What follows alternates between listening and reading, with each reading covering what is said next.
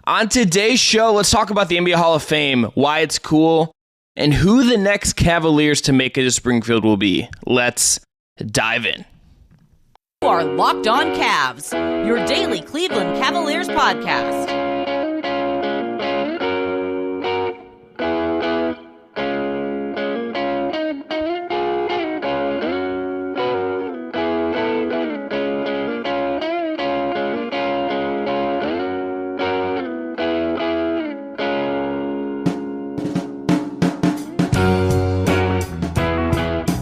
All right, the music you heard on the way in is from our friends at Astro Radio, and today's episode is brought to you by FanDuel Sportsbook, official sportsbook of Locked On. Make every moment move more and visit FanDuel.com/Locked On today to get started. I'm Chris Manning. I cover the Cavs and the NBA for outlets like SB Nation, Cleveland Magazine, the Just Basketball Show with Brennan Clean, and many more. Evan, and we'll be back later this week, but we're going to talk about the Hall of Fame today. This is become something I'm really kind of obsessed with as I've gotten a little bit older. The Hall of Fame to me is just a really cool exercise to honor sports history. I think the NBA and basketball in general could often do a better job with it. I understand that in America, where the Hall of Fame is, where most of the players are from, where these festivities take place, basketball is not as popular as the NFL. But what the Hall of Fame is for the NFL, that is an event. If I live near Canton, I live like a 45-minute drive away. It's really cool to go, even if you're not the biggest NFL fan. Like, I've gone twice with my dad. He's a Tampa Bay Buccaneers fan. We have gone when Buccaneers have gone in. I wasn't in town, but had I been in town, I was planning on going for the Joe Thomas one, just because that's going to be an event, right? Like, that is going to be a one-of-one kind of entertainment factor to have Joe Thomas get inducted to the Pro Football Hall of Fame. That's just a one-of-one thing, right? So that to me is where some of this goes. Today's show is all about that. It's going to be segment 1, why I think you should care about it. I'm going to make the case. Segment 2, who are the next Cavs that could get in? There's an obvious one, a certain guy from Akron, but there's certain guys from that era that I think really deserve it. And then who could be next? Who among this era can we project forward and say, hey, who could make it? Who could make it out of Darius Garland, Evan Mobley, Donovan Mitchell? I think that is an interesting conversation to see where that could go. But here's why I would say this matters. If you want to be the best fan you can, if you want to be, I think, really in tune with the sports history, with your franchise's history, it's important to go back. And I think as a kid, that's really hard to do, right? I think as a kid, when you get into sports, you're not you don't fall in love with necessarily the players of old. Maybe your parents tell you about them. Maybe you, in the age of YouTube, you can like find old highlights. Like, I'm sure there are kids now who grew up Cavs fans who have found like LeBron highlight clips on YouTube and have just been like, who's pretty good? LeBron James from like 2003 until like 2011. That era LeBron was something, even if they didn't live it, right? Even if they were not even alive yet, or even if they were really young and not really a conscious sports fan at that time. I think basketball history in general is just this really cool thing because the game evolves era by era by era. And there are guys that we will never get to watch play, women that we never get to watch play, and I think even more so because that sport and that sector of basketball is just vastly undercovered historically. That it's, I think, important for us to go back and learn. And even if you may say, like, the current guys are more athletic, the training and stuff, it separates them, they're a different caliber of athletes now, whatever. The history of how we got here tells you a story that I think will make you a better basketball fan. Like, guys that played in the 70s, the 60s, the 50s, yeah, like, like J.J. Redick, has, gone viral a couple of times for, I think Dalton Shea, it's like the Shays family poking at him, being like, this guy gets smoked in the modern NBA. We talk about there being plumbers and craftsmen and these stuff playing in the early NBA. And like, yeah, like some of that, it's not the same, like the financial stability a professional basketball career offers you now is much different than it was in the 60s and in the 70s in the NBA, I'm sure, for certain guys, right? Like, the money is just different now. Like, we're just in a crazy era for the money side of it. But like those guys all have a part in how you get to now. It's not always 1-to-1. It's not always a direct lineation. Certainly, like there are bigger, more important guys that we do know, Kareem and Magic and Bird and Wilt and the 60 Celtics with Bill Russell and Dr. J and Pistol Pete Maravich, and like all those guys lay a foundation. Michael in the 90s, obviously, and all the other great stars of that era. But I think we're in a world where I think like that stuff can get lost. We're so focused on now, and I think this will make you a better fan. I think it will make you appreciate what you're seeing now. It'll tell you how we got to it. There's a story to tell, and these guys all went through different things. The best basketball books in general are books you can go back and read about the 70s and the 80s. The access was different. The guys were more candid. It was more of the Wild West. I mean, Breaks of the Game by David Halberstam is an essential read if you love basketball. If you love the ABA and you love Terry Pluto's work, and at least at his peak at the Plain Dealer, and even still today, often running very good columns. Loose Balls is like the essential sports book. I mean, that's like maybe the best sports book I've ever read. It's something I revisit every couple of years because it's that good. There's a really good Pistol Pete biography out there. Like there's books about the 70s Knicks and stuff you can go read that are phenomenal and will teach you something about that era of life and give you insight into characters. That Jeff Pearlman's book that inspired the Winning Time show on HBO is a really good read, right? Like there are all these things you can go read to go learn about the history that is such a different time than now. And sometimes I wonder if we're never going to get that stuff about this era in the same way. I don't know if we will. Like, I think if you think about it this way, in a sense, if you like basketball, if you like the Cavs, if you like the NBA, you consume basketball podcasts. You listen to Locked On Cavs. You maybe check out Locked On NBA. You listen to The Low Post. You listen to, the Dunker Spot. You listen to Nerder, to the Nerder guys of The Athletic. You have a basketball podcast, a rotation of them. I'm sure I have my own rotation that I flip through a bunch of them, and I look forward to consuming them every week. I think if you actually like basketball, I think if you actually like the sport and you want to learn about it and get engaged with it and get better at it, you chase these different perspectives. You chase these different people who have different opinions than you. You chase a different context of what's going on. That's what basketball podcasting history to me is another version of that. You'll be a better basketball fan. You'll enjoy the game more if you learn the history of it. Like you just will. You'll have a better appreciation of where we are. And you look at the Hall of Fame class this weekend. I can't say I had the time just with some things going on to figure out watch the whole thing. But this is like a historic class. I mean, Greg Popovich on his own is an incredible one. Everything said about the late great Kobe Bryant is fascinating. Doing some Google research about the 76 U.S. Women's Olympic team and the history of that team was an interesting internet deep dive for me.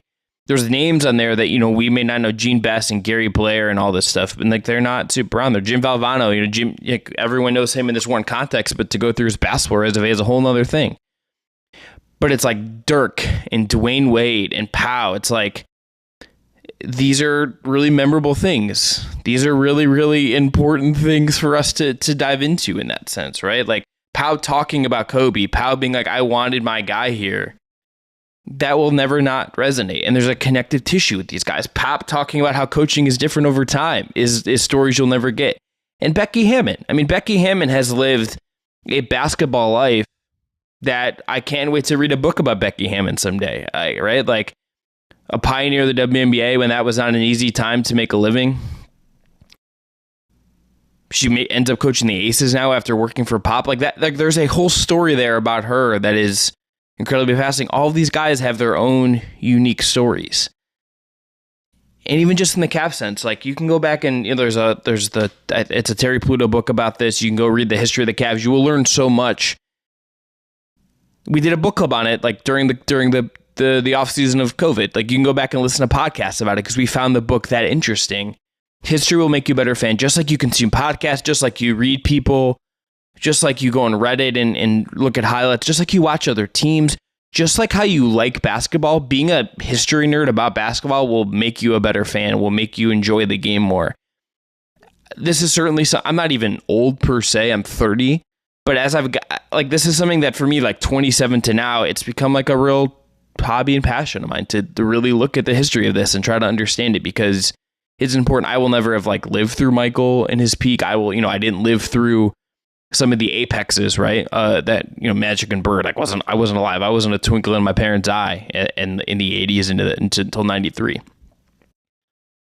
But those things are setting the template for what you see today. And I think if you love the game, if you're interested in the game and understanding it at a deeper level, I think just like you consume podcasts and writing and Reddit posts and tweets and all this stuff, I think cracking open a book, going to a Wikipedia page, doing a YouTube deep dive on some guys, watching some old highlights, watching old games in full, it'll make you better. If you like the game, I would recommend you take the time to consume and learn more about it. All right, after this, though, let's talk about really a trio of guys that I think are kind of interesting from the title runs, like LeBron James, Kyrie Irving, Kevin Love.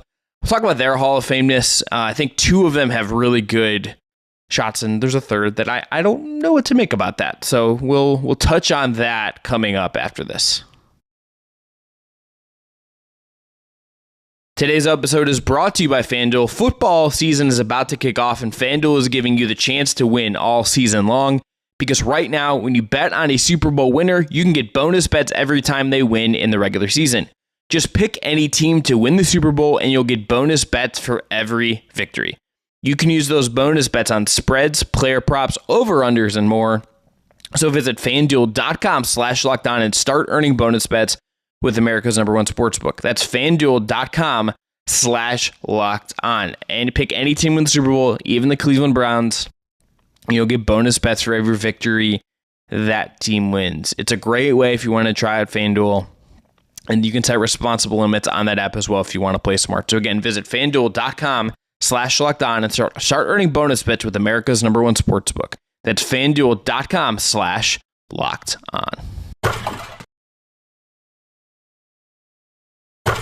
All right, so let's start with the obvious one. LeBron James is going to be a Hall of Famer. Will be a Hall of Famer. First ballot, no question about it. It's just a matter of when he retires and when he gets in.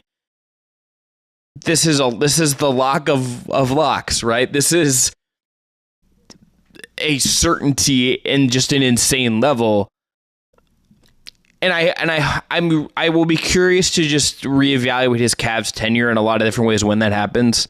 I'm curious to see just, there's not necessarily the same way in the NFL.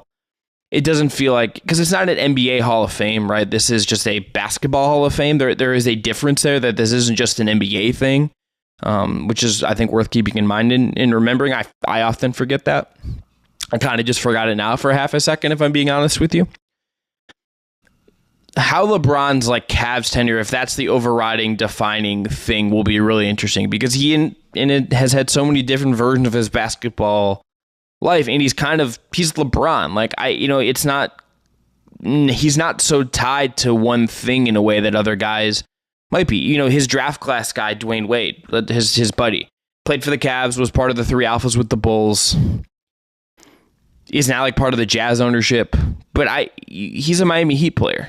I don't think of him as he's Dwayne Wade, played for the Miami Heat. We know he played these other places. We know he has these other relationships. LeBron has, in some ways, exceeded that. Now, for me, the defining moment for him is going to be the 2016 finals. I think that is it. I think that's the defining play of his career, is the block. But I'm curious to just see how the broader basketball community will kind of react to him in a certain time. Kevin Love is where I want to go next, because he actually had a really cool post on his Instagram. Had a couple of them, really paying homage to Dirk Nowitzki, who went into the Hall this weekend. And that in itself was cool to see. That you're in a world where you get to see a guy who played against Dirk, who came a little bit after him, who's also kind of getting towards the end. It's cool to see someone really push at him that way, right? To really look at him that way, to really consider him as an idol in that way, and really pay respect to him. And that, to me, was a really cool thing to see. I don't know. I would love to get just like talk to Kevin about like a lot of things, frankly, but like, I think he will also kind of be defined as a Kevin. Basketball Reference right now has a Hall of Fame probability calculator. They have it for active guys right now. Kevin Love has a 73.5% chance of making the Hall of Fame right now. That's for among active players 16th. So like three out of four chance. 3 out of 4 times he's going to make the Hall of Fame. That's ahead of guys like Jimmy Butler and Klay Thompson and Blake Griffin and Gobert and some other guys. There's a real drop-off after Klay at 70%, and then you get into Blake at like 54, and there's some 100% locks. LeBron, KD, Curry, Chris Paul, Harden's close to a lock. Russell Westbrook is close to a lock. Like, you have some like stone cold locks there, and Kyrie actually is at 93.5%, so we'll talk about him next. But I think Love is going to go down as a Hall of Famer. Team USA success, for one, that's part of this as well. Had some college success. NBA career of 874 games going into next season. He's been in the league now. It's going to be 16 years. 16 years next year. Age 20, he'll be 34. He'll be 34, about to be 35 in September. He's been in the league, like a decade and a half. He's won a title, made a bunch of All-Star teams, made All-NBA teams. Like, he's had a really accomplished career high 51, had 31 rebounds in a game. I think during the end of his Minnesota tenure was one of the best like 10 players in the league, and it obviously went differently from there, and a different world for him. Went in a different way. All-Star wise, he only has made 5. I don't know, he's not going to make another one. That's kind of interesting in itself. I kind of would have guessed like the over-under is like at 6.5, and I might have taken the over, but I guess you just forget. 2-time All-NBA guy, like, has had just a ton of statistical milestones, has had accomplished a ton. I think he's a Hall of Famer. I think certainly, maybe not the overwhelming resume you might have thought, kind of coming off the Minnesota thing. The Cleveland tenure really pushed him in a different direction. But the basketball life that Kevin Love has lived, I think, has to put him in that way. And he's had just an overwhelmingly really high career. And like the peak, like when you start descending in Minnesota to the last LeBron year, I think is just like an amazing run for Kevin Love. 5-time All-Star, Team USA guy. Like, there's a ton there where I think that guy, he is going to be another one next. And Kyrie, purely basketball here. I don't, the other stuff with Kyrie is really complicated. Again, the probability calculator here from Basketball Reference gives him like a really high chance of making the Hall of Fame. There are 10 players higher than him, active players right now that have higher than him. It's LeBron, KD, Chris Paul, Steph Curry, James Harden, Russell Westbrook, Anthony Davis, Dame Lillard, Giannis, and Paul George. He's ahead of Jokic. Okay, I guess just Kyrie's been around longer than Jokic, but Jokic is going to make the Hall of Fame at this rate. Lowry, Kawhi, Draymond, and Kevin Love. And then Jimmy, Klay, Blake, and DeMar. I actually, in my head, and this might have just, I don't know why, but I'd kind of had maybe Kevin Love is kind of more solidified in some ways. That might have just being my own kind of like warped brain and kind of having trouble separating some of the Kyrie stuff at this point, and maybe just the way things have, frankly, just the way things have gone for him and the way he's carried himself since he left Cleveland, I think is a real mark on him to some degree. I don't think you can not look at it that way, but skill for skill. I mean, this is one of the most skilled creative players we've seen. This is one of the most breathtaking players we've seen. You look at his resume. 8-time All-Star, Rookie of the Year, All-Star Game MVP in 2014, All-Rookie First Team, 3-time All-NBA guy. Again, has had voting for All-NBA 8 times, won a title. Was a McDonald's All-American, has some Team USA experience as well. Won with Team USA, has just put up really insane numbers as a scorer, as a finisher. I think skill for skill, obviously, just widely respected among his fellow players. So Kyrie's probably going to get into, and that would give you 3 guys from that run, the 3 pillars of that run from that 2016 title team that all get in. That's cool. And like they'll all get Ring of Honor stuff in Cleveland. You'd assume. You think other guys from that team, JR, Tristan, will get honored in Cleveland. Those guys aren't going to be Hall of Famers, but you might have you kind of might have 3 guys here that get in, and that in itself is going to be really cool. I think LeBron obviously will be a lock. Kevin, I think, has a really good chance. And Kyrie, by these odds, is even more of a lock than Kevin. I think all 3 really should get in. And when they get honored in their different years, I think that in itself will be a very, very cool thing to see. All right, coming up next, let's talk about some other guys past and present who could get in. And we're going to start in the past with Mark Price, who is not in. And I think that's I understand why, but man, Mark Price is great. We'll talk about that next.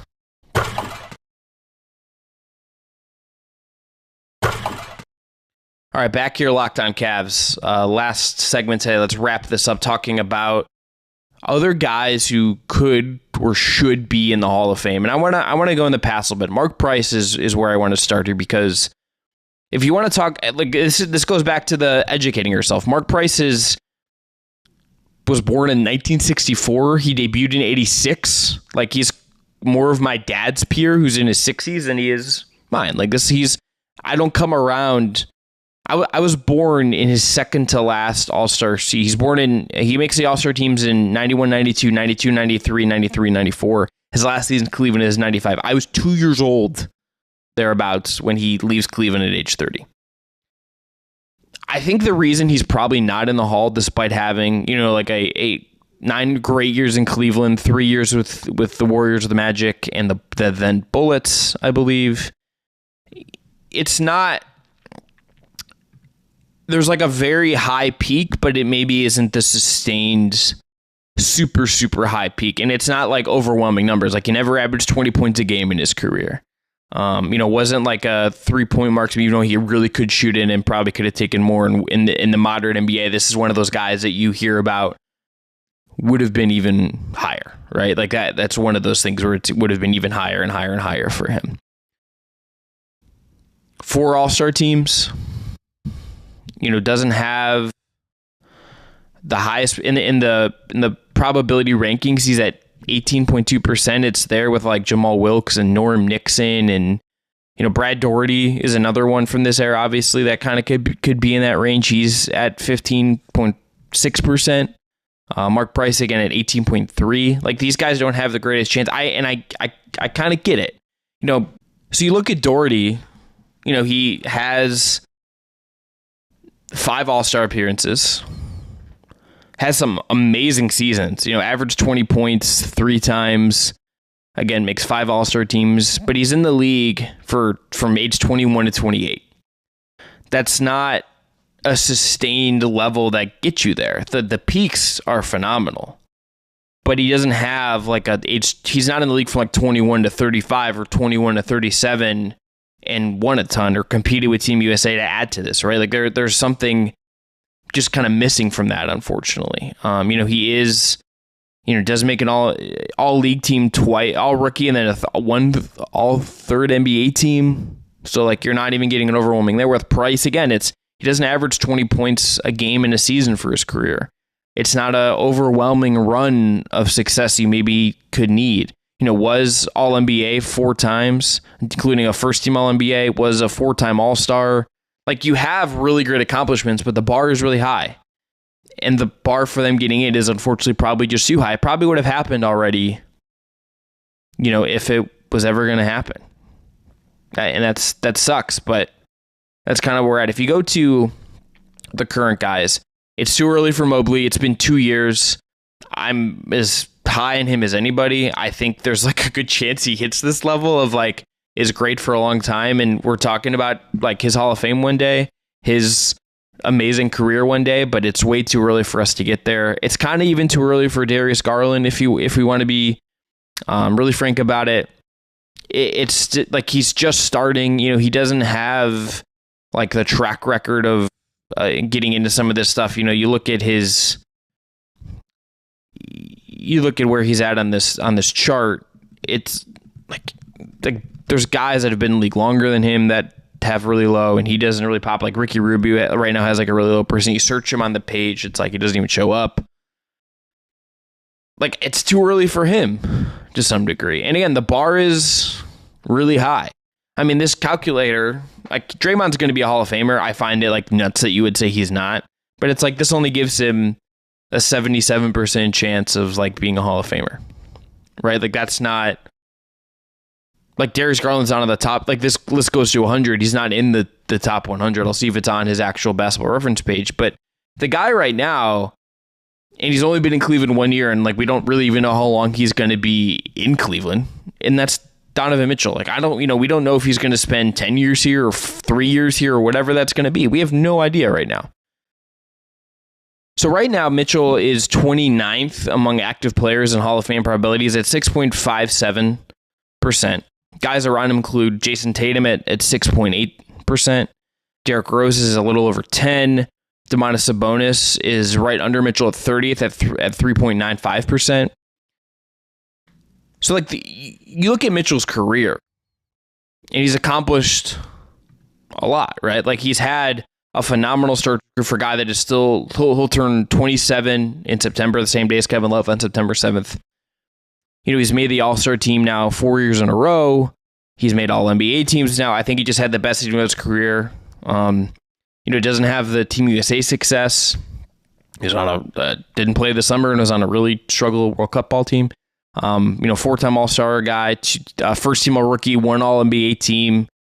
Like, he has a lot more to add where, like, he could get there. Maybe he plays at a really high level until he's 37 and he gets there.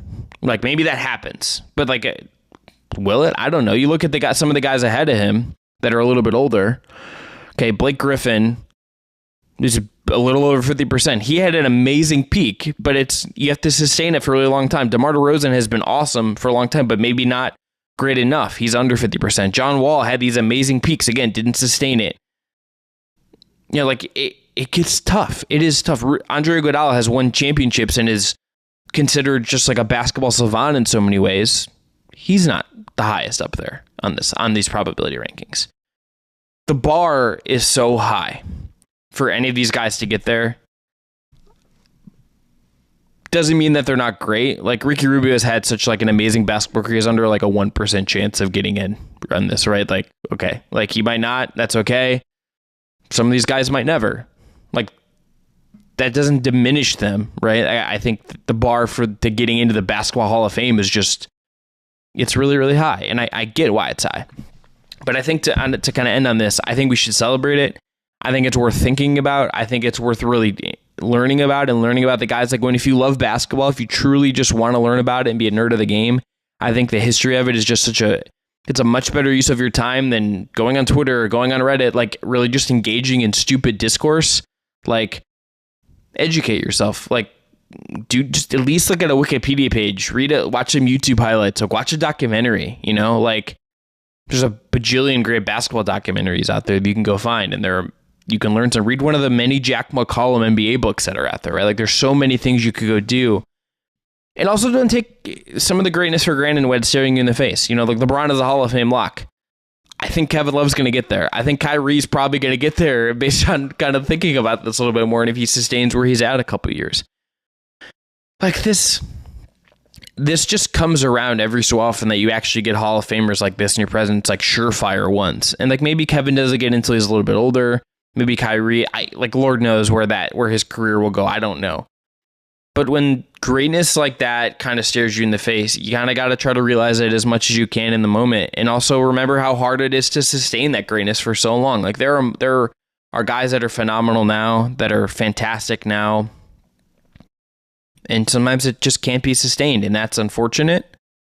And it doesn't, it means maybe they're not Hall of Famers. It still means they're great. But someone like Donovan Mitchell, you would be like, oh yeah, he can put together more All-Star seasons and he's kind of just getting started, but he's 27 and there's a lot of work to do to really solidify case. The bar is just high. So remember that sometimes when we're thinking about this and take the bigger picture instead of always just in the moment. I think the offseason is a great time for that. I think thinking about the history of basketball and the NBA and the WNBA and international basketball is all really worth your time. I would go track down the speeches from the weekend. I would go Becky Hammond's and Greg Popovich in particular, I thought were really interesting. Dwayne Wade's, I thought was excellent as well.